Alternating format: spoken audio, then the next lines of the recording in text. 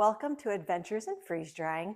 Today we are going to use my 3 pounds of garlic that I just purchased at Sam's Club and make minced garlic and garlic powder. So stay tuned and we'll get going on this right away.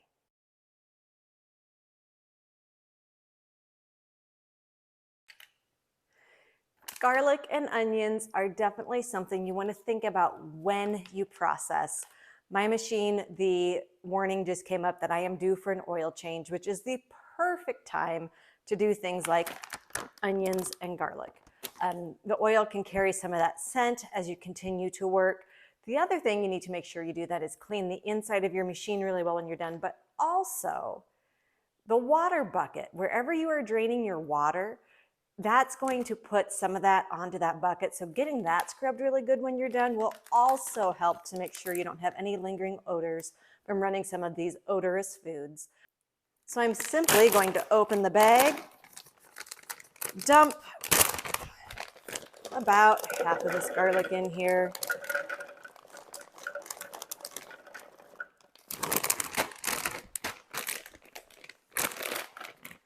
Put my lid on my Ninja. Put the power on, and then I'm just going to pulse this a couple times until this is minced. There are some bigger chunks stuck up on the side and even on my lid. So I'm going to knock those down here with my spatula and then pulse this just a couple more times until I have some nice minced garlic that I can freeze dry and then have ready to go in any meal, anytime as I am cooking. And have it be fresh garlic and not the store-bought stuff that's stored in water or oil. On my parchment-lined tray, I'm just going to take my piece of my food processor here and get as much of that minced garlic off of there as I can and get it spread out. It doesn't need to be super thick. I'm using my 4 medium tray, medium machine for this. So I've got plenty of tray for the amount of garlic we're doing.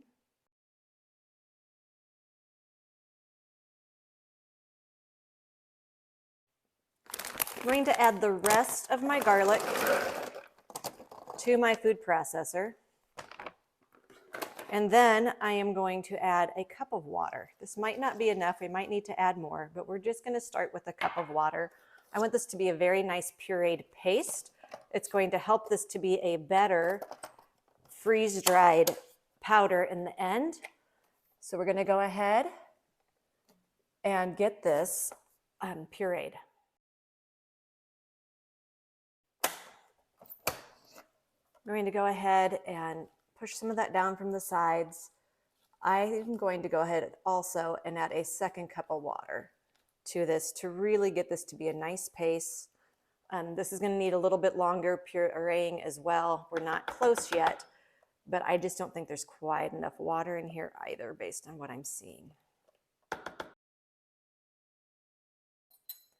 This has turned into a nice garlicky, pulpy, pureed, soupy mess, which is exactly what I wanted. I do have 3 trays to spread this out on, and I am also going on to parchment-lined tray for this. Starting in the middle, you don't want to have the parchment necessarily rise up over it, and then spreading it out fairly flat and evenly on each tray. You can always add more back to this tray, but to make sure it's fairly evenly spread out between trays to help the freeze drying be more even, I'm going to go ahead and just put more on my second tray and then my third tray before I worry about filling up an entire tray. I'm also going to add dividers to my trays because they do help to provide separation and for the freeze drying to happen just a little bit more efficiently. And even though this isn't very thick, I just want the freeze drying to be as efficient as possible. The dividers are super easy to put together in any configuration you want. Since this will be powdered, I'm going for the 40 square configuration. And once I have that put together, I just simply push it down into my tray. And then after I get all 3 of these, I've got my lid on what's going to be my minced. But once I get dividers in all three, I'll put lids on all three, and we'll get these in the freezer to get frozen solid. So all 4 trays are prepped. They all have lids on them. Lids worked with my dividers. They stack up with these lids from Freeze Drying Supplies, and they're stacking lids, so they stay stacked, making it super easy to carry them wherever you need them to go and get them in the freezer. So that's what we're going to do. Next, I will see you down at my freeze dryer when these are totally frozen. As you can see, my machine's telling me that it's time for an oil change, but I'm going to go ahead and run this load of garlic because I know from looking at my oil that it's not so disgusting, so gross that it's going to cause problems if I run one more load. So I'm going to hit start, and once my machine's ready, we'll go ahead and put the frozen garlic in. My machine is down below freezing, and I'm going to go ahead and take lids off of each of my trays, and then we'll get those put in. The lids are dishwasher safe, and these smell like garlic, so they will be going through my dishwasher, and then I'll show you what I've got in here as soon as it's all loaded. The top tray here is my minced garlic, and then these bottom 3 trays are meant to be powdered once they're done freeze drying. I easily could have done 3 times as much garlic in here. I don't think I need to do that right now. If I powder that, it's going to last a very long time. The minced garlic, maybe I'll wish I had more. But for now, that's what I have. So we will shut the door and get the freeze dryer going, and we'll be back once this is done. I'm a little over 5 hours into extra dry time as I set this up to 24 hours extra dry time. So we're going to go ahead and check on this. You'll notice that I haven't left this screen yet, even though I'm able to get in here. So if I need more dry time, I'm able to add more dry time really easy. Bottom tray tends to be a spot where you're going to find cold spots, especially in the middle. But this is bone dry. It's not cold, it's warm to the touch. The other one would be the top tray, and it's bone dry also. So I'm going to go ahead and get this bagged up and sealed up, and then we will come back and I'll show you how I clean my machine after running something like garlic, and then we'll make the garlic powder. My machine's been sitting here. It's defrosted, so it's ready for me to clean it. This room isn't terribly smelly of garlic, but it smells like garlic. So there's some things I need to do to help get rid of that. One, I'm going to do an oil change. If you watch my oil change video, it hasn't changed. It's a very simple procedure. Go back and find that. I'm not going to show that in this video, but I am going to show you what I would do to get this cleaned out. The first thing always is, if you're especially going to be messing with the pigtail and stuff, turn off your machine and unplug it. So I will be turning off my machine and unplugging the machine just to make sure I don't get shocked accidentally, and then we'll get into the cleaning. The first thing I'm going to do is remove my water bucket from down here. I have a different bucket for my drain hose right now, but what I had this defrost into, I'm going to dump this down the drain, but I'm also going to get this soaking in soapy water right away. And then I'll probably take a vinegar and baking soda solution to it after that. But that's what I'm going to go do now, is dump this and get it soaking in the soapy water. Now that my drain tub is soaking, the next step is simply to remove the black gasket and remove the rack. And then I will push on the button of the pigtail to separate that. And then I'm going to set this on a table so we can take care of the drum. While cleaning the drum, I like to put the pigtail out of the way. A binder clip is super helpful, and just right here to the door frame, I will binder clip the end of the pigtail up so it's not getting all wet. The next step is simply, I'm going to flush my drain pipe with a little bit of hot soapy water from my bucket by pouring some hot soapy water slowly into my machine. So that way, not too much of it comes out the front onto my towel, but we want that to go through. I'm then going to close my drain valve and grab my rubbing alcohol. The next thing I'm doing here with my drain valve closed is I'm going to pour just enough rubbing alcohol into the drain that it's full. And I'll know it's full because it'll start to sit on the top of the drain section here.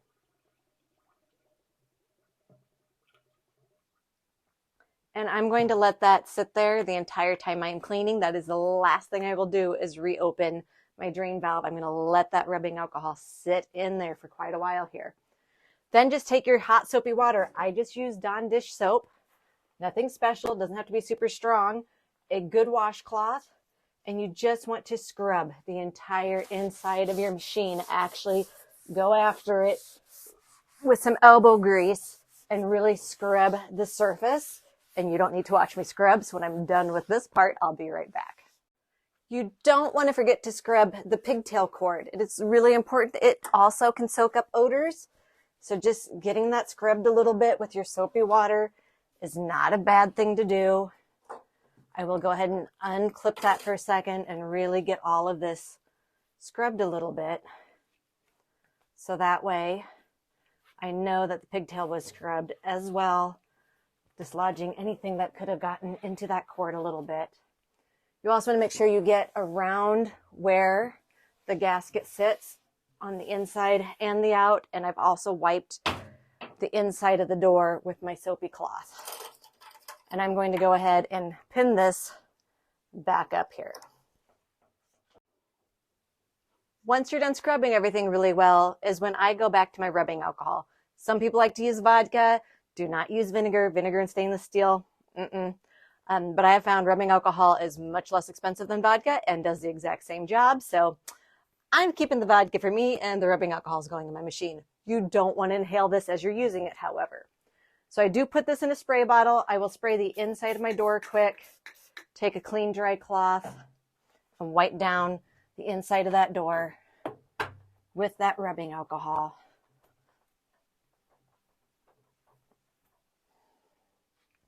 And then I simply just coat the whole inside of this with rubbing alcohol from my spray bottle, which is an old one. It's starting to give. Don't forget to spray the pigtail cord. That's important too. But you want the entire surface coated. And don't be afraid if it's sitting on there super thick and it's wet with rubbing alcohol. That is not a problem.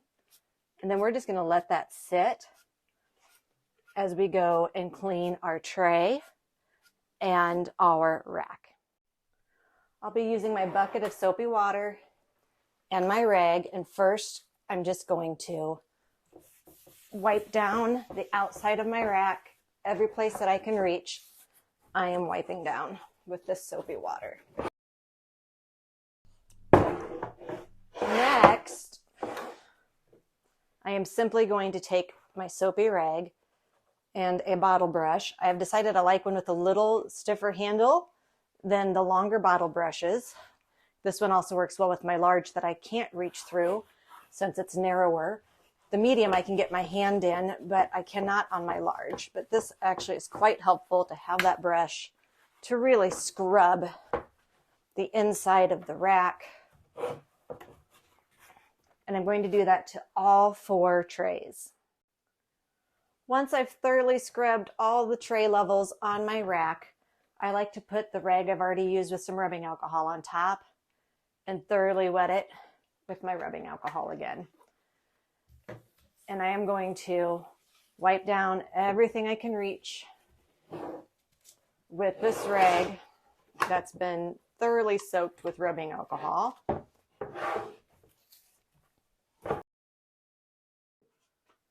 Once I've done that to my rack, I take the same soaked rag, I wipe down thoroughly where my gasket's going to slide on. The last thing I'm going to clean is my gasket. I wipe off my pigtail all the way up into the machine with that rubbing alcohol soaked rag. And then I'm going to actually wipe the sides that were already sprayed with rubbing alcohol, but I'm going to wipe them one more time with this rubbing alcohol rag. And we're going to go ahead then and release the drain valve and let that rubbing alcohol that's been sitting in the drain out of my machine. Now you'll carefully put the pigtail back in place. Make sure the rubber band gasket is on there. and you get that to click so you know it's completely in where it belongs. And then I just, with my hand, start that on top of the rack before I slide it in. And I keep holding on to it as that slides back, so that way the cord is on top of my rack. First, we're going to just start with our soapy water, keeping the rag pretty wet, and just go all the way around the gasket by having it in our hand and get that scrubbed down with that soapy water here. The next thing I'm going to do is take a flathead screwdriver and my rag, and I'm going to get in the crevice where the machine goes and give that a good cleaning. This can cause vacuum errors if there's stuff in here. So it is important to double check this and get it dry. Those things, get rid of the germs in there, which I'll do next by using my rubbing alcohol soaked rag. It's still quite wet from rubbing alcohol. So I'm going to put that through the crevice all the way around. I'm going to flip that over, spray it with more rubbing alcohol. Take that rubbing alcohol soaked rag,